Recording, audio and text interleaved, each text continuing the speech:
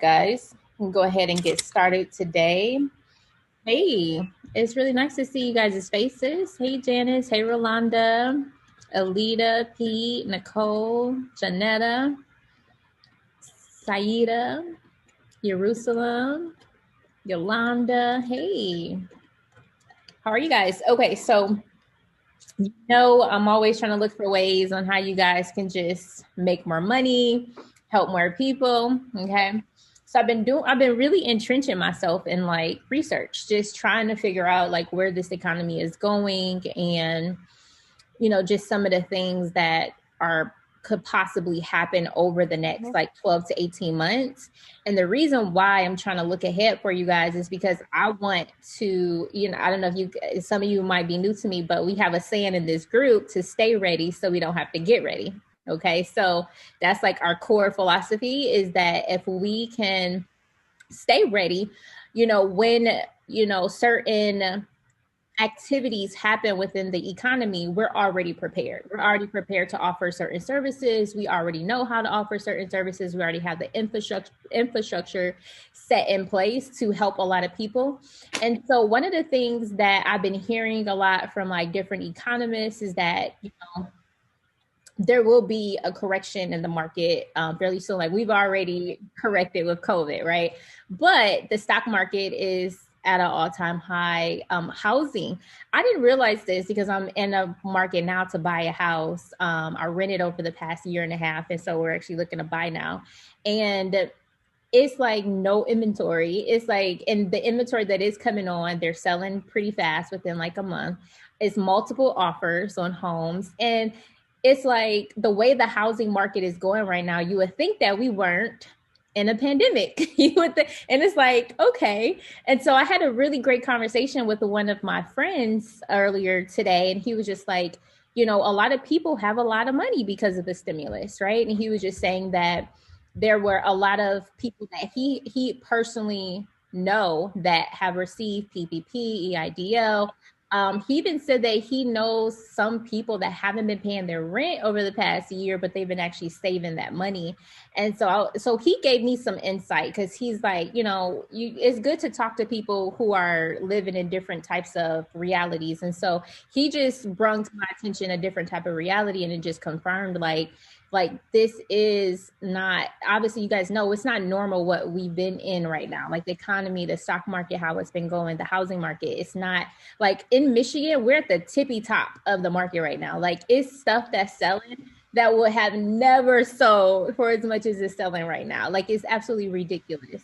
So what he was telling me earlier today was like, people that are wise, they're just waiting it out, right? They're waiting it out, and they are waiting for the ball to drop, and then they're going to come in like savages and get all of the sorry to paint such a grim picture, but there are people that are just sitting on their cash, and they're like, let's you guys can have this market right now. You guys can pay top dollar for these stocks or top dollar for this real estate right now, because we know the correction is coming. So one of the things that I have been looking at for you guys is, well, what services do we need to provide? What could we do in order to stay relevant throughout this time, right? In order to make sure that we don't experience any dip in our income. And so one of the things that we did, if you guys were working with me last year, was, when PPP and EIDL came about, when the government, even offered this emergency stimulus, or even with the stimulus checks for regular individual taxpayers. In our community, we rallied and we learned how to just be of service and to go help a lot of people. And that's what, I was able to help a lot of them that worked with me last year around this time. A lot of the people that we taught just how to just help them with PPP, how to help people understand their tax situation. There are a lot of people filing back taxes because that was the only way that they could qualify for stimulus checks. So people were making thousands of dollars a week in May, in June, in July. It was unheard of. Like, most times you experience a dip in your income when it comes to tax preparation fees, but they were still making thousands of dollars every single week because they learned how to go out and provide these, I guess Leanna would call it ancillary services. Am I pronouncing that all right? Am I pronouncing it right? And ancillary services. So I want to come on today and kind of talk about an additional service offering that I don't think that you guys have actually, you've done this service, but no one is actually talking about this service as like a go-to-market strategy. And I want to actually just have an open discussion about it today. So can anyone let's just have a collaboration. You could type in a chat. What service, like if the economy tanks, right? And what I mean by tank, I just mean like the stock market goes down, the real estate market goes back down. You know, obviously there's going to be a lot of people that have cash right now that's going to be able to take advantage of that opportunity. So it's always going to be clients to service on both sides. But if all things go down even further, what service do you guys think that you can offer to stay relevant, to help people? I just want to see where your mind is at. If the stock market crashes, if the real estate market crashes, if a lot of businesses continue to go out of business, what service could you offer that would actually keep you relevant, actually probably would help you make even more money? Anyone want to type in the chat? Just kind of collectively, let's just think about that. And I'll tell you what service I thought about.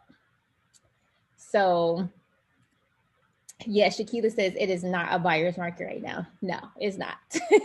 You're paying top dollar right now, and it's multiple offers. So now you have to pay over the top dollar, right? It's a seller's market, definitely. But then there aren't a lot of sellers because they're like, well, it's not a lot of inventory. So it's like a catch-22. Let's see. So Angie says capital consulting. Okay. Jerusalem says helping clients sell their business. Capital funding, budget coaching, capital coaching, budget financial coaching. Yep. Help borrowers qualify for loans, credit repair, credit services, capital consulting. Yes. So ding, ding, ding. I'm going to send you a $10 Starbucks card, Jerusalem. You have won the trivia question for today. Okay, so Jerusalem says helping clients sell their business. So she got the closest to what the actual answer is. And so and you guys helped people with this service before. It's just we haven't actually quantified what this service actually looks and feels like and how you're actually going to be able to price for it. Okay, so let's be clear. There are 500,000 new businesses every single month starts. 500,000 new businesses every single month starts. So there's always going to be opportunities for tax preparation, for bookkeeping services, for incorporation. But just as many small businesses that start, we have just as many that fail. So you guys heard the statistic that only 90% of small businesses make it to year 5, right? By year 5, 90% of the businesses that started 5 years ago would have failed, crashed and burned, right? And so that poses that's tens of millions of small businesses over every single year that are not making it because they just probably was undercapitalized. They didn't have a cohesive plan. Their plan wasn't right for the current economy, whatever the case may be. And so what I want to talk about is what's called dissolution services. Who here has actually helped somebody dissolve a business? Anyone has done this service yet? Angie says no. Rolanda says a church. Arnitra says I have, but for a company I work for. Okay. Right. So dissolution services is pretty much the complete opposite of you incorporating a business, right? This is where you're actually helping them file the dissolution paperwork. It's helping them file their last tax return, helping them file the dissolution paperwork with their state and local governments as well. And so businesses, the reason why they need to properly dissolve their company, can anyone type in the chat why it's important for them to properly dissolve their company? Why they just can't be like, oh, I'm not in business no more, and they just move on to the next thing? Because let me tell you, that's what most businesses try to do. They're like, oh, okay, we stopped making money. Okay, let's figure out how to make some money on the other side. And then they just walk away from the business. Why is that detrimental to them to do that? To just walk away? Arnitra says taxes. Yeah. Because they still have a filing requirement, right? They still have a filing requirement. Just because they didn't make any money or they lost money or what have you, they still need to properly dissolve this entity so the IRS can know, so the state and local agencies know, so the IRS and state local agencies won't come back to your client years later. And this is typically what happened. Your client won't properly dissolve their business. They'll start another LLC, they'll start another corporation, and a few years later, now they're getting, a notice from the Internal Revenue Service that they owe money, right? They owe non-filing penalties, right? And now it's interest on top of those penalties. And now they're like freaking out, coming to you like, hey, I didn't make any money in this business. I need to dissolve it. I need to close it out. Especially if they had payroll, right? They need to make sure that they are properly closing out their payroll liability with Internal Revenue Service and then setting up on that plan if they still have a liability to pay. So Eunice says, no, not sure someone else is still your business identity. Yeah, maybe. Nicole says they're still responsible for annual fees, so their state tax responsibilities, etc. I'm guilty. Yes.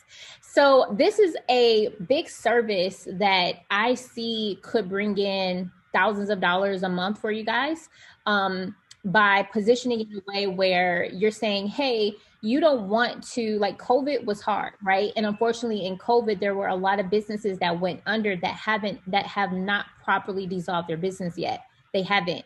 They just shut the door, right?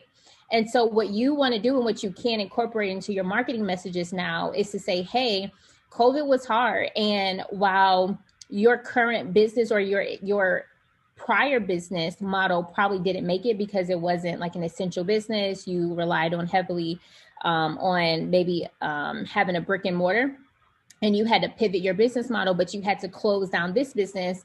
It's important for you to dissolve the business properly. And here's why. And talking about those tax responsibilities, talking about the state annual fees, talking about their local fee requirements, right? And how if they don't properly dissolve their business, that they could potentially owe thousands of dollars in non-filing fees, penalties, and interest.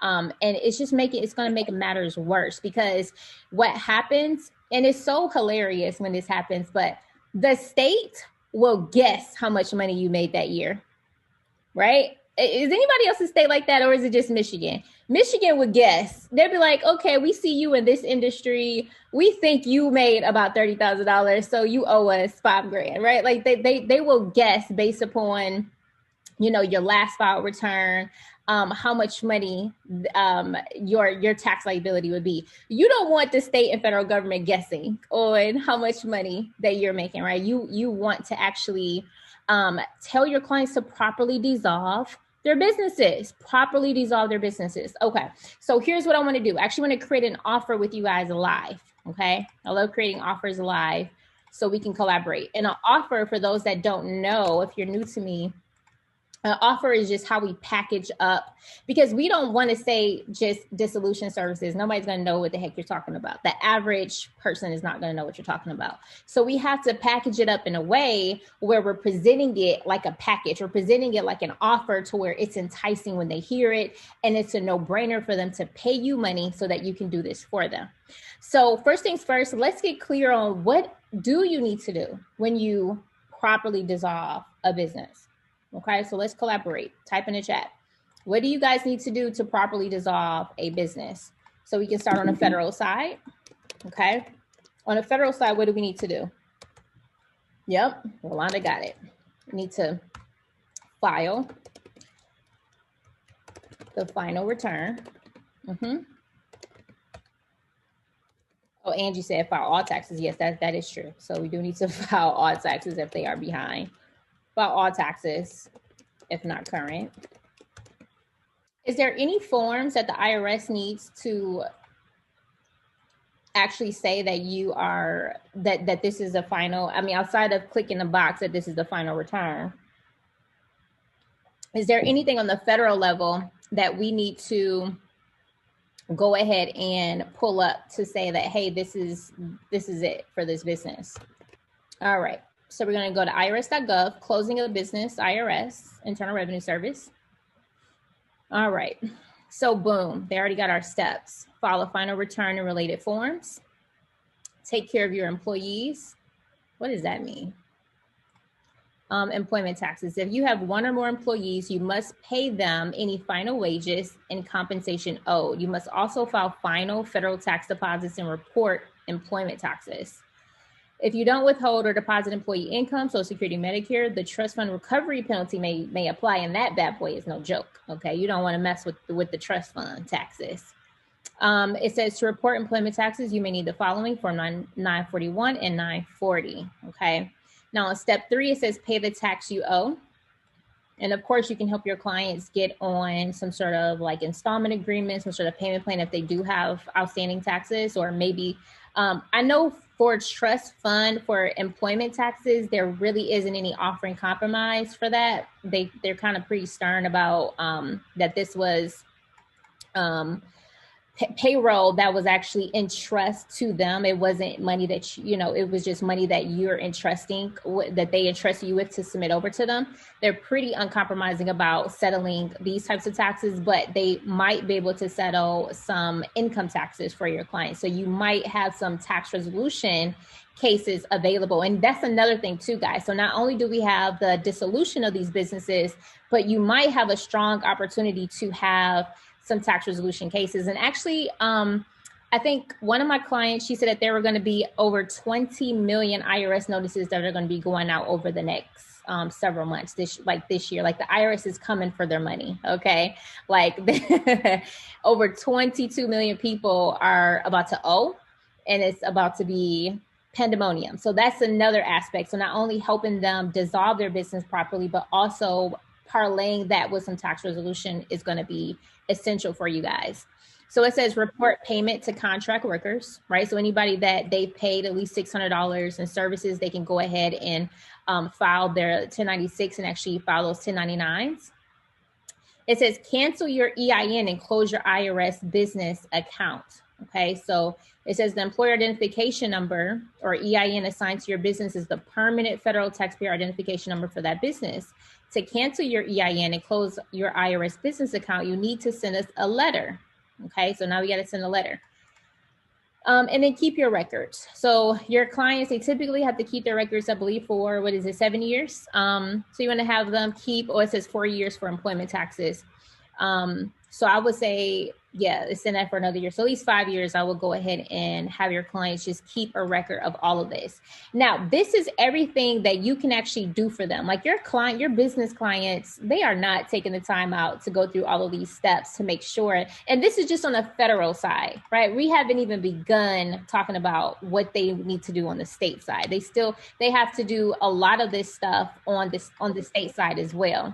So now we craft our offer. Right? We craft our offer. So now we have the steps that what we're going to do. So let me just grab this link for you guys and I'll post this in the chat too. All right. So we got what we're going to do, each step for the federal. And now the state is going to really be dependent per state. Okay. So let me just pull up Michigan really quick because that's where I am. Michigan dissolution of corporation came right up. And let me just pull up what steps are required for here really quick. Okay, so they call this a voluntary dissolution. So everyone, while I'm pulling up Michigan, you could pull up your own state so you can familiarize yourself really quick. And we just want to pull up the 2 or 3 steps that they're requiring in order for this company to be properly dissolved. Okay, so this says authorized shares, the fee for shares, Michigan profit corporations, and for authorized. And then people can post their state in the chat, that'll help other people too, like what the requirements are, because obviously you guys are getting clients all over the country. So, okay, so for the state of Michigan, we need a shareholders, a board meeting notes to say that the whole board, if it's a corporation, is consenting to the dissolution of the corporation. And they need those meeting notes. And then you will fill out what's called a certificate of dissolution, which is form CCCSCL/CD531. So this is the form that I would need to file in my city, or state. And I would send this form along with the board meeting notes showing that every board member has approved the voluntary dissolution of the corporation, right? So for the state of Michigan, it looks like it's just one form, okay? One formal form with those meeting notes. Florida, Siobhan says, Florida is the articles of dissolution and it costs $25. Yeah, so the price is down here. So it looks like depending on the shares, depending on how many shares your person authorized for that state, this is how much it costs. So under 60,000, it would be $50, and over 60,000 to 1 million shares, it's $100. Most of my clients in Michigan would be between $50 and $100 to dissolve their corporation. So you do want to keep that in mind. So now that you know that most states they charge to properly dissolve a corporation, now you could clearly kind of set better pricing, so you can, communicate that to your client. Okay, so we're doing this on a federal and state, and we're going through all these steps to make sure their articles. Thank you, Eunice. Eunice posted Arizona. She said the articles of dissolution is $35. Awesome. Thank you. So what we need here is articles of. All right, so now that we have this, now what we do with our offer is we list all of the benefits, okay? So we kind of talked about the benefits together, but it's important that when you guys go and communicate this to people that you are listing the benefits. So I know a few of you had already said the reason why this is important is because they don't want to, let's just say, be responsible for non-filing penalties, right? Be responsible for unnecessary taxes. What else, guys?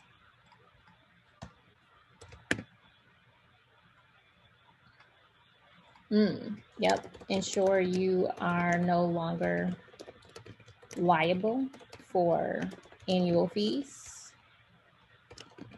Yep.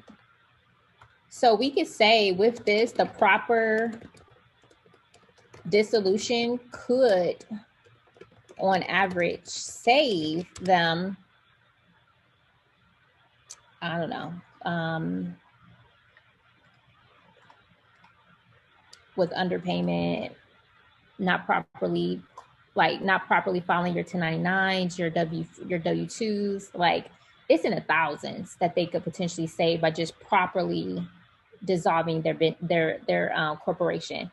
So just to be conservative, what you guys are conservative with, and we can kind of fact check this later, but I'm saying at least $2,500. Oh, Siobhan was like 10 grand. Okay.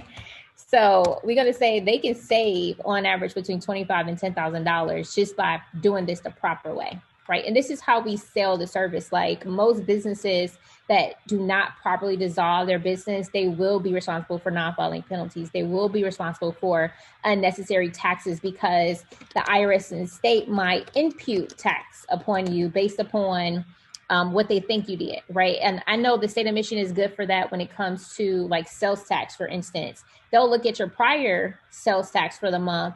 And if you don't file that next sales tax, they'll just average it out and say, oh, we think you last month was the same as this month, even though you might have went out of business that month, right? You might have went out of business, but they'll actually calculate based upon your last filing, how much this filing would have been. And they'll send you a bill for that, plus interest and penalties, plus a non-filing fee. So you don't want the local or state governments to impute unnecessary taxes, right? And then you just want to ensure that you are no longer liable for annual fees. Also, maybe liability too, guys, right? Maybe liability with regards to potential like lawsuits or just vendors, right? You might want to close that out so you don't have this, you're not legally responsible for this corporation. Erica says, then eventually they will hold the owners personally liable, right? So let's put that down on here, Erica. That was good. So avoid personal liability, right? And then they can come after your personal and like garnish your wages, garnish your personal bank accounts, right? They'll levy your personal property, okay? So we don't want that. So now we just listed out the benefits. Now we're causing them pain because you're like, listen, we know COVID was tough for you. We know you had to shut your doors. Here's why you need to do this now, right now. Here's why you need to properly dissolve your business. On average, you're going to save upwards to $10,000 in fines, penalties, potential business and personal liability, right? Now let's get to the fun part. Let's talk about how much will we sell this for, okay?